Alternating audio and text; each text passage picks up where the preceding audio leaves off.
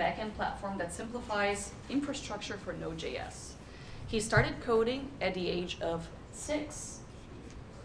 Luca is a serial entrepreneur, investor, engineer, architect, and a proud dad. He also told me that he is emotionally unavailable, just in case you guys needed to know. Please welcome Luca.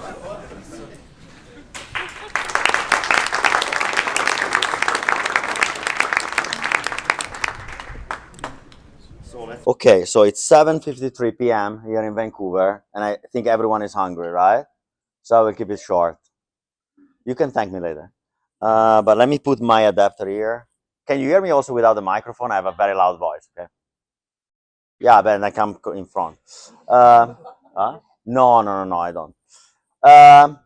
So I just have a question for you all. How many of you are running Node in production? How many of you are running Node in production in Kubernetes or in Docker? Okay.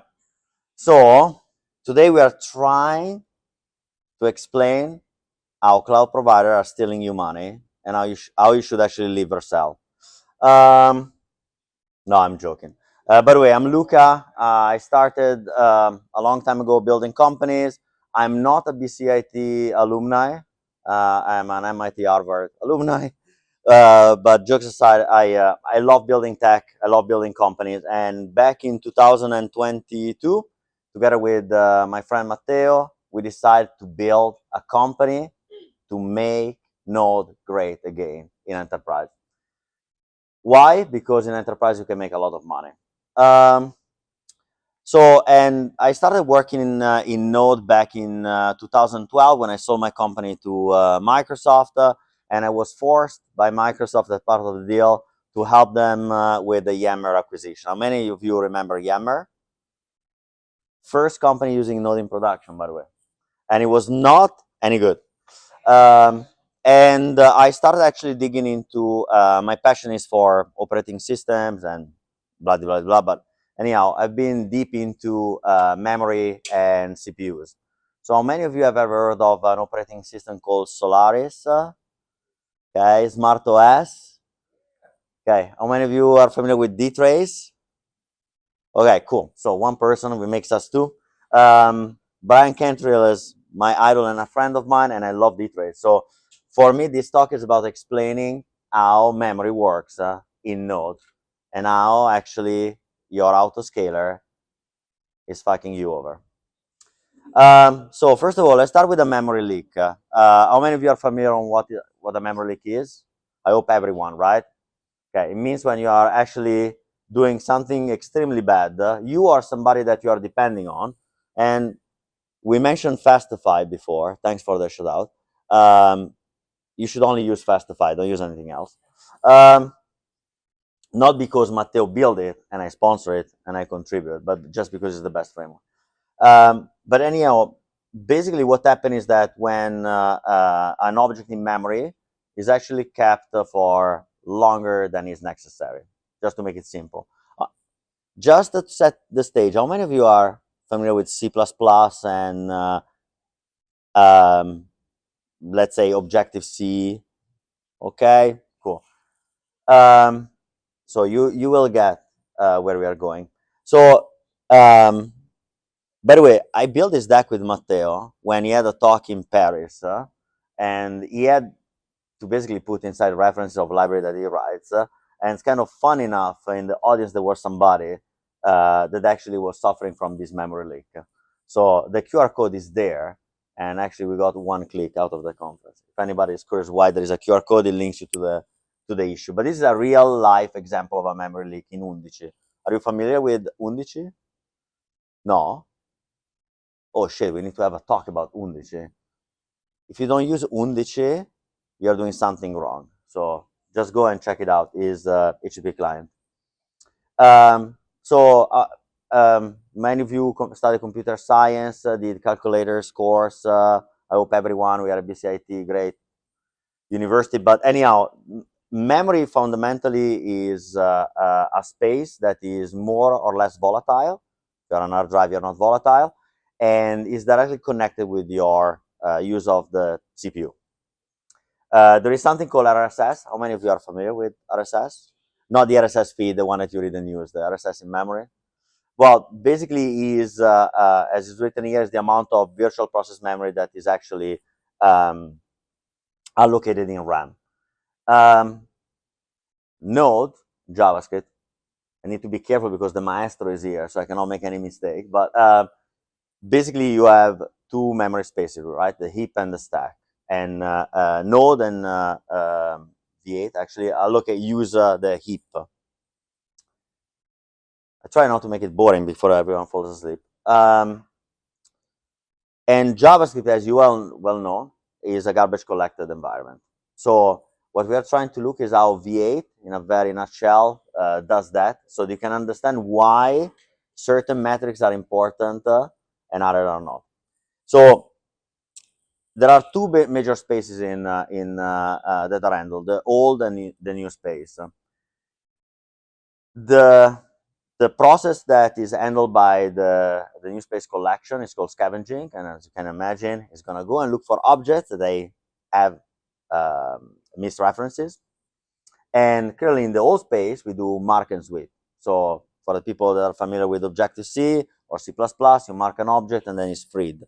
That's kind of like the sweeping part. How it works is that objects, they continuously move over and over and over again from the new space to the old space. And they continuously, from the from space to the to space. And what they actually do, they continuously shift and swap. What actually means, in a very, very simple terms, is that our node uses the heap. It uses in a very lazy way. So it lazily allocates memory. What it means is that if you give it 2 gigabytes, it will take 2 gigabytes because it continuously to allocate space over and over again. In swap, they're marked for sweep and they're cleaned. We could go in details, but I think if you ask ChatGPT, probably you're gonna get a better result. Just to shout out to the people are taking over our job. So over and over again until they go in the old space, and clearly what happened in the old space, well, they are retired and they are killed. And the way that actually objects are collected is, like I said, is basically mark and sweep, and they are mostly kind of like 3 phases. So their objects are marked, there is a sweeper, which is a process, right? All these things are handled by processes, right? The operations that the CPU does, and then they are compacted. So here I have a question. How many of you lived in the era of Windows 3.11 and 95?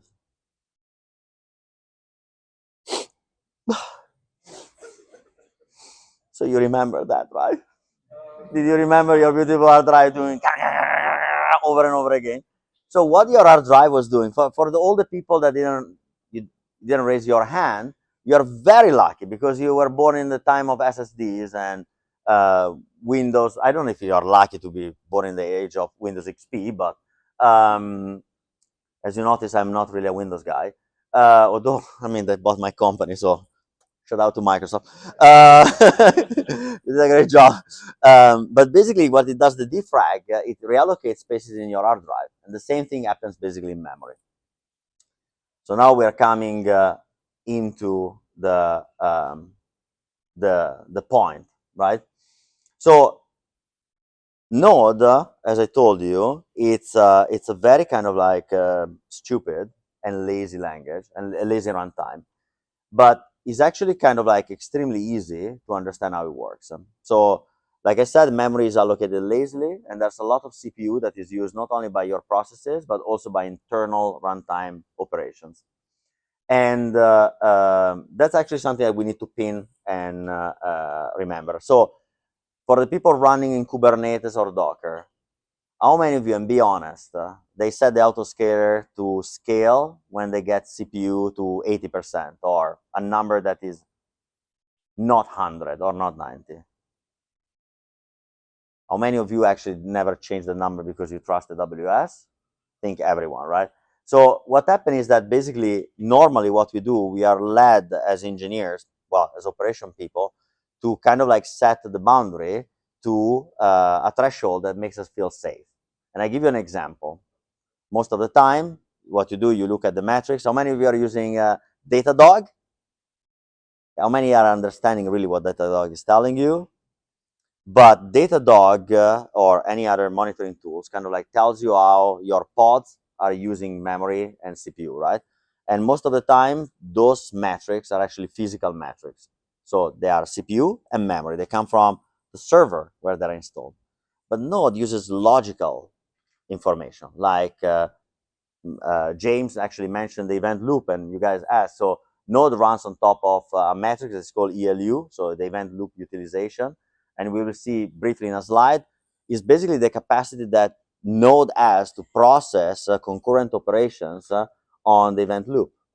And that actually is more important because the more the event loop is utilized, the more the queue that James showed you, it's actually exhausted to run operations.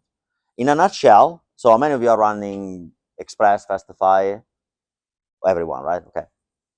I guess you don't raise because it's obvious.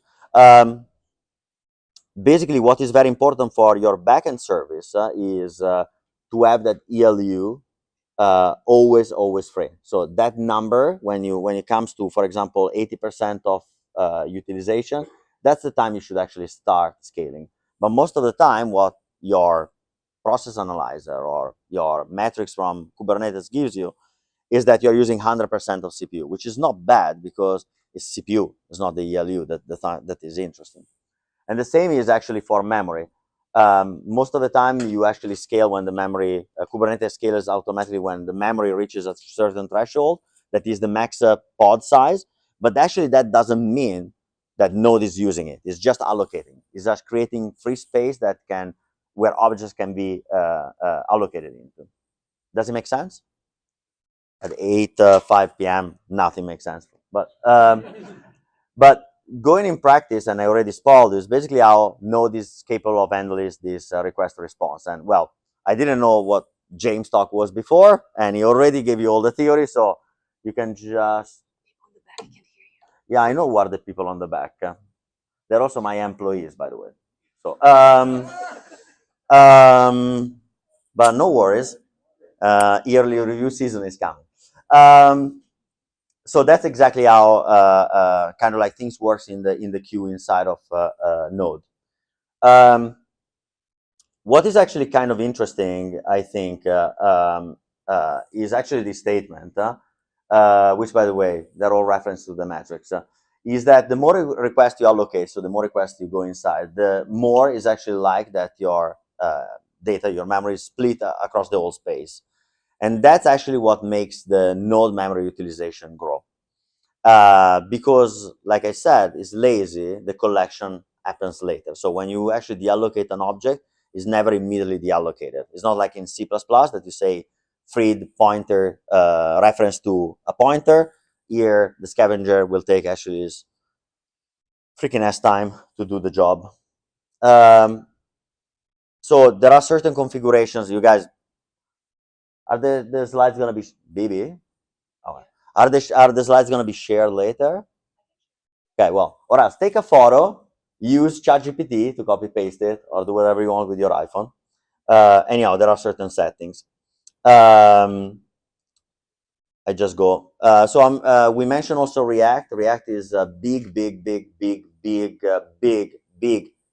reason why Node actually fucks up. Is because the server-side rendering part of, like, you guys know how server-side rendering works, right? There are two methods, the render to string and the Next.js way, because clearly Vercel needed to make money. But don't worry, Vercel, we have an alternative to you. Hold us tight, 6 minutes to go. Anyhow, if you're doing server-side rendering, your CPU skyrockets, and that's basically when you actually need to really measure your ELU. And if you're using clearly render to string, your memory goes skyrocket. Don't worry, you're never going to utilize all the memory. That's how Vercel sends you the bill at the end of the month. As you can see, I love Vercel, by the way. But I just wanted to talk about something that we build, that, by the way, is free. So, I mean, you can get it for free. Matteo and I had this kind of like insane idea. And how many of you are going to come to Cloud Summit? You own me all the tickets, by the way. Okay, well, if you come to Cloud Summit, you are going to see something extremely cool. So hold tight. If you are not coming, you should buy the freaking ticket because you're going to see something insane. Or you just follow us and you can see it after the Cloud Summit. Anyhow, just a quick thing. We build Watt, that is the first and only application server for Node.js. So if you don't know what an application server is basically a process container. If you're familiar with PM2, how many of you know PM2? PM2, we trashed it. We are actually twice as more performant, and we can generate 2.3x throughput more than PM2. But basically what it does, you push your node, you basically use Watt, add to the configuration the reference to your application, and we're going to run it for you, even in a container. What we actually do better than anybody else is that we actually get out all the metrics that really matters to Node, so ELU and the heap information. And what we can do, we actually autoscale worker threads inside of Watt. So what that means is that when they sold you that Node was not multi-threaded, actually they were lying to you because Node can run in multi-threads. Not as Java, but very close. Anyhow, if you are here, probably you're not using Java. So it's free, it's open source, and is downloaded 2 million times per month. Oh, I forgot to say, we build also an open source toolkit that probably nobody of you uses here, but is downloaded actually 3.8 million times a month, and it powers many of the organizations that probably you guys are using. And Watt is actually kind of like extremely interesting when you look at how you can utilize 100% of resources, for example, in your Docker container or in your Kubernetes pod. Well, you will see the slides, but what is kind of interesting is that we really kind of like utilize at top the resources inside of any process. And how we do it, like I said, is that internally we balance this through worker threads. If you don't know what worker threads are, ChatGPT. Or ask James, is still there. He actually was part of. James, did you participate to building worker threads? Okay, so you can ask him, better than ChatGPT, you save tokens, and he's here. What is actually super interesting about Watt, if you guys want to try, it's super simple to use, Watt PM start with a simple configuration file. And the interesting things that we actually generate, apart these beautiful, beautiful diagrams that Filippo designed, but most important is the data that we pull out and what we can generate. And how we do it is that because we know exactly how Node works behind the scene, we are able to do a lot of throttling across those threads. But at 2 minutes to go, that is kind of like, doesn't give you anxiety really to see the color changing in front of you. Tonight, not only Platformatic took, transported James Nell from Fresno, sunny, beautiful Fresno, California, to Vancouver, rainy. But also we have a gift for you. So because we know that all of you love to learn more about Node, Matteo, myself, Paolo Insogna, and Steven Berenger, that it couldn't be here today because he's in Philippines, wrote actually a book that is the definite guide for Node.js in enterprise. We took all our best practices. We took all the knowledge that we gathered from helping large organizations, and we put it into this ebook. If you, by any chance, mentioned that you wanted to have a printed copy, you need to wait probably 6 months because we have only an ebook. The QR code, we made it small enough for you to scan it and download it right now. It's free. You don't have to pay us anything. You just need to read it and enjoy it and make good use of it because it's built on sweat, tears, and a lot of sleepless hours of solving problems and building best practices. So I hope you guys enjoyed it. And with that, at 57, 6, 5, That was the talk. I save you 1 minute to your life. And I hope you learned something.